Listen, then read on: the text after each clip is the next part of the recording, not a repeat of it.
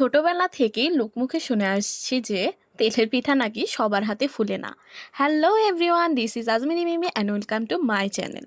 আজ আমি এত সহজভাবে গুড়ের তেলের পিঠা বানাবো যে এখন থেকে যে কেউ তেলের পিঠা বানাতে পারবে আর একদম পিঠা ফুলে ঢোল হয়ে যাবে। তো কথা না বাড়িয়ে শুরু করে দিই। প্রথমে পিঠার বেটার বানিয়ে নিতে হবে। এই জন্য একটা বলে পরিমাণ মতো চালের গুঁড়া নিতে হবে। এরপর সাথে অল্প কিছু ময়দা দিতে হবে, বেশি দেওয়া যাবে না। তারপর স্বাদ অনুযায়ী দিতে হবে গুড়, চাইলে চিনিও দেওয়া যেতে পারে। গুড়ের পিঠা আমার হাজবেন্ডের অনেক বেশি পছন্দ, তাই আমি এখানে গুড়ই দিয়েছি। এরপর সামান্য লবণ দিয়ে দিব। এরপর হালকা গরম পানি দিয়ে দিব, একদমই কুসুম গরম পানি।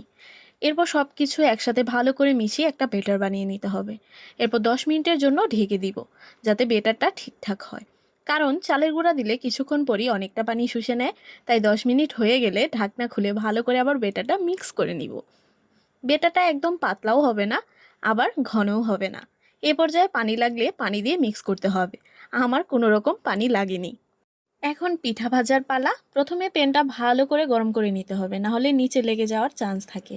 এরপর বেশি করে তেল দিয়ে দিতে হবে। তেলটাকে ভালো করে গরম করে এবার পরিমাণ মতো বেটার দিয়ে দিব। মাঝারি টু হাই হিটে ভাজতে হবে পিঠা। দেখতেই পাচ্ছেন কত সুন্দর করে ফুলে উঠেছে। এক পাশ পুরোপুরি ফুলে উঠলে এবার উল্টিয়ে অপর পাশও ভালো করে ভেজে নিতে হবে। একদম কড়া করে ভাজবো আমি, এতে করে বাইরে থেকে যেমন ক্রাঞ্চি হবে, ভিতরটা সুন্দর নরম। এভাবে আস্তে আস্তে সবগুলো পিঠা আমি ভেজে নিয়েছি। নরম তুলতুলে ফুলকো ফুলকো তেলের পিঠা, এর স্বাদের কোনো তুলনা হবে না। রেসিপি ভালো লাগলে তাড়াতাড়ি সাবস্ক্রাইব করে ফেলুন আর চলে যান রান্নাঘরে আর সহজেই বানিয়ে নিন তেলের পিঠা। কেমন লাগলো রেসিপি কমেন্ট করে জানাতে ভুলবেন না। টাটা।